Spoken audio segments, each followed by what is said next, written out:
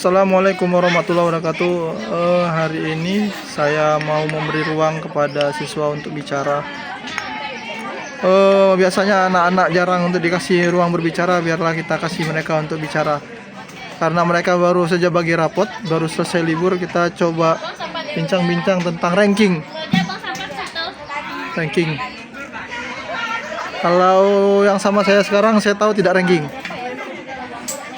Karena dia males. Ranking memotivasi nggak, Mat? Jika kita melihat ranking itu sebagai alat untuk memotivasi siswa atau enggak, saya rasa kita harus melihat kembali ke tergantung siswanya gitu loh, Pak. Karena ada beberapa siswa yang berpikir bahwa ranking itu adalah segala-galanya bagi dia gitu.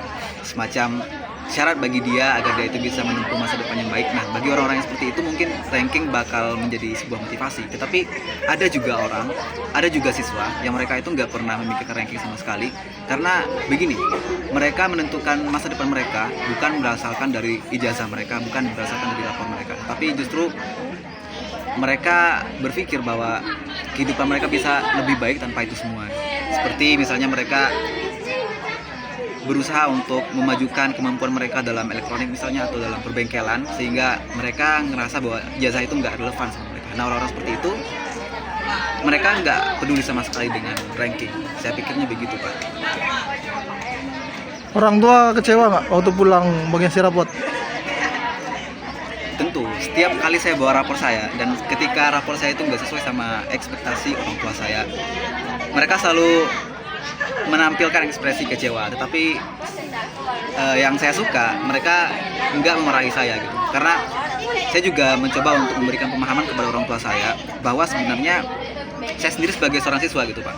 Ya. Saya nggak pernah menyalahkan ketika ranking itu dibuat, ketika sistem perankingan itu dibuat. Karena begini, saya berbicara sebagai seorang siswa karena saya ngerasa saya nggak punya pengetahuan tentang perspektif guru terhadap ranking tersebut. Mungkin bagi guru, ranking itu dibutuhkan karena itu bisa mengelompokkan mana siswa yang cerdas, mana yang enggak gitu. Tapi bagi saya sendiri sebagai seorang siswa, saya merasa bahwa ranking itu boleh-boleh aja ada, tetapi jika kita berusaha untuk mengelompokkan manusia secara keseluruhan, secara holistik, maka itu nggak bisa. Karena pelajaran yang ada di sekolah itu pun nggak mencakup semua pelajaran gitu.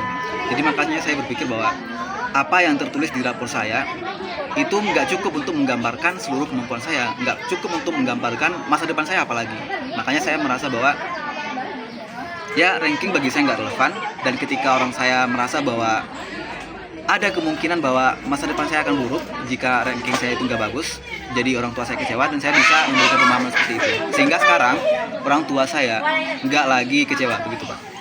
Jadi kemarin waktu bawa rapot, ngasih orang tua, sebelum dikasih ke orang tua, dikasih ini dulu orang tua ya. Maaf Pak, siap-siap dulu ya gitu. Enggak, Pak. Enggak. Saya nggak sama sekali memungkin itu. Saya datang ke rumah, saya berpura-pura bahwa semuanya itu seperti hari-hari biasa aja gitu. Bebe aja. Jadi nggak ditanya rapotnya. Nggak ditanya. Hingga malamnya pas makan baru ditanya. Dan saya bilang aja saya nggak juara. Nggak juara. Ya. Karena hari-hari. Ada nyesel nggak juara? Nyesel nggak juara? Tentu ada, Pak. Karena terkadang saya juga berharap selama saya di sekolah saya bisa membanggakan orang tua saya. Karena mungkin itu juga merupakan kebiasaan dari orang tua saya, Pak. Karena kakak-kakak saya itu biasanya selalu bawa piala ke rumah gitu, selalu juara kelas yang sebagainya, dan saya bukan anak yang tipenya seperti itu. Jadi mau nggak mau saya harus menghadapi ekspektasi orang tua saya seperti itu, Pak. Jadi saya kecewa juga. Jadi ranking itu nggak penting nggak ya? Bagi saya ranking nggak penting sama sekali. Ranking nggak penting. Nggak penting sama sekali. Berarti ilmu yang penting. Ya, kecintaan pada ilmu pengetahuan itu nggak bisa diwakilkan oleh ranking gitu. Meskipun seseorang itu misalnya rankingnya itu paling bawah sekali di kelasnya, itu bukan berarti bahwa dia itu nggak cinta sama pengetahuan. Mungkin bisa aja dibilang seperti itu, tapi kita nggak bisa hanya melihat dari sisi itu aja gitu, Pak. Karena rankingnya rendah, maka kita langsung menjustifikasi itu bahwa dia nggak cinta sama pengetahuan. Saya nggak bisa gitu. Ada siswa yang ini di lokalnya Rahmat mungkin ada. Nggak gitu pintar sebetulnya, nggak gitu cerdas, cuman karena rajin aja. Karena rajin kemudian guru seneng dia dapat nilai bagus, patuh kan, nilainya bagus, dapat ranking. Gimana menurut Rahmat?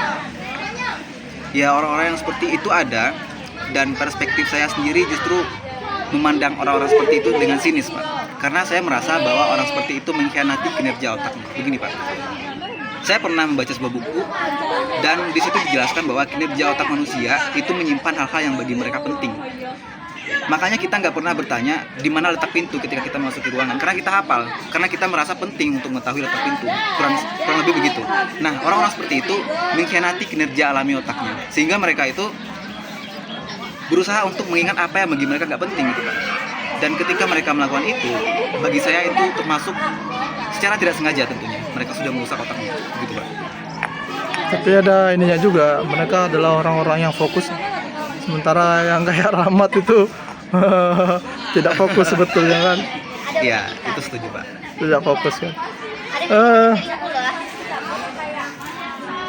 Jadi misalnya, ya sebetulnya kita butuh satu lagi nih anak yang ranking untuk kita Iya, ajak ngobrol ya. biar imbang Pak. Biar imbang. Iya. Kalau Rahmat nggak menyesal, tapi ada satu gini, ada satu siswa dahulu.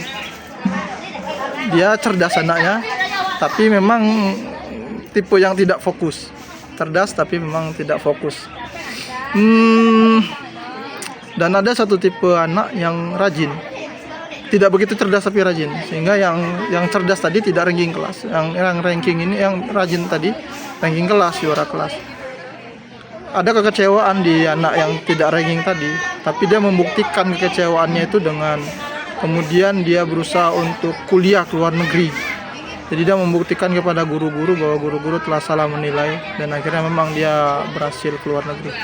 Jadi Rahmat, kedepannya apa yang pembuktian Rahmat ini ke guru-guru ini? Apa yang Rahmat buktikan ada? Saya ngerasa saya nggak butuh untuk membuktikan apapun. Nggak butuh, karena ya? bagi saya itu semua berbeda dengan perspektif saya tentunya Pak. Karena bagi saya itu tuh mungkin karena si anak ini merasa kecewa, dianggap bahwa misalnya karena rankingnya itu nggak bagus, besar kemungkinan si anak ini tuh nggak sukses dalam kehidupannya. Mungkin begitu, sehingga dia merasa kecewa, merasa bahwa orang-orang sudah salah memahaminya, dan dia merasa bahwa dia butuh untuk memberikan pembuktian untuk itu semua. Dan saya sejak awal nggak pernah merasa kecewa dengan apapun yang orang pikirkan tentang saya. Dan saya sendiri menentang yang namanya logika ekonomi Pak, di mana orang-orang berpikir bahwa sukses itu terletak pada seberapa angka gaji kamu, seberapa besar kepemilikan kamu terhadap suatu harta. Saya nggak berpikir seperti itu. Justru saya berpikir bahwa kesuksesan itu bisa juga kita maknai dengan lebih besar, dengan sesuatu yang lebih menyeluruh. Misalnya, seberapa kita mengenal diri kita, seberapa kita mampu untuk memahami alam semesta misalnya. Saya potong. Ya, Kalau begitu, Rahmat ini ada dua pekerjaan nih. iya Pak. Rahmat misalnya menginginkan menjadi tukang sapu karena dengan pandangan tukang sapu adalah pekerjaan yang mulia. Satu sisi orang tua menginginkan Rahmat menjadi pegawai negeri. Kalau perspektifnya tadi mana yang dipilih? Saya ingin menjadi diri saya sendiri Pak. Jika misalnya saya ingin jadi tukang sapu, maka saya akan pilih tukang sapu Pak. Berarti siap untuk tidak dianggap sukses oleh manusia, tetapi sukses dalam diri sendiri ya. Iya. Itu berat itu. Iya. Oke. Itu dulu ya. Nanti kita lanjut lagi diskusinya. Terima kasih Pak. Assalamualaikum warahmatullahi wabarakatuh.